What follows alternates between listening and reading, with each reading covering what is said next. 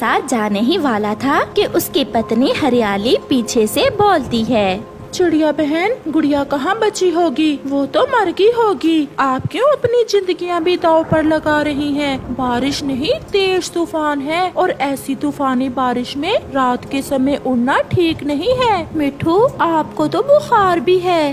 बुखार तो है मुझे। और चिड़िया बहन? मिठू की बात सुनकर चिड़िया समझ गई थी कि मिठू भी अब उसके साथ जाने वाला नहीं है। चिड़िया वहाँ से भी चली जाती है।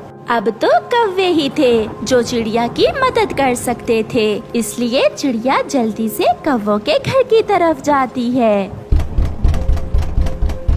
चिड़िया अंदर आ जाओ, बाहर तो तेज बारिश है। मेरी बच्ची, मेरी गुड़िया नदी में बह गई है, मेरी मदद करे, मेरी गुड़िया को बचा ले, मेरे साथ चले। चिड़िया के आंसू देखकर गोरी कौवी को चिड़िया पर बहुत दया आती है और वो अपने पति कालू कौवे को आवाज देती है, कालू, कालू बाहर आओ, जल्दी करो। कौवा सोया हुआ था, वो उठ जाता है और घर से बाहर आ जाता है। हमें चिड़िया के साथ जाना होगा। चिड़िया का घर टूट गया है और इसकी बेटी नदी में बह गई है। जल्दी करें वरना बहुत देर हो जाएगी। ये सुनकर चिड़िया को हौसला होता है कि कोई तो उसका साथ देने के लिए तैयार है। वो उड़ते हैं। वो सब तेज बारिश में उड़ते हैं। नदी का पानी पश्चिम वाली दिशा में जाता है, हमें नदी के साथ साथ पश्चिम वाली दिशा में जाना होगा। वो सब नदी के साथ साथ उड़ते हैं।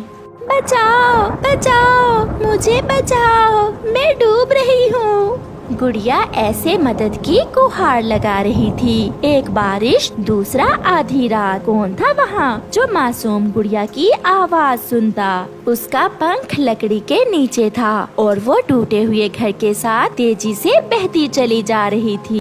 ये कौन है? आधी रात को कौन आवाज दे रहा है? बचाओ, बचाओ, मुझे बचाओ। बुलबुल खिड़की में से बाहर देखती है। उसे नदी में कुछ बहता हुआ दिखाई देता है। ये देखकर बुलबुल अपने घर से बाहर निकलती है। ये तो कोई छोटी चिड़िया है जो नदी में बह गई है। मुझे इसकी मदद करना होगी। बुलबुल नदी की तरफ बढ़ती है। वो गुड़िया के साथ साथ उड़ती है। मैं बचा लूंगी आपको बच्ची, आप हौसला रखें। बुलबुल अपने पंजों से गुड़िया को लकड़ी के नीचे से निकालने की पूरी कोशिश करती है, मगर वो ऐसा नहीं कर पाती। बुलबुल आंटी, आप जल्दी से कोई रस्सी ले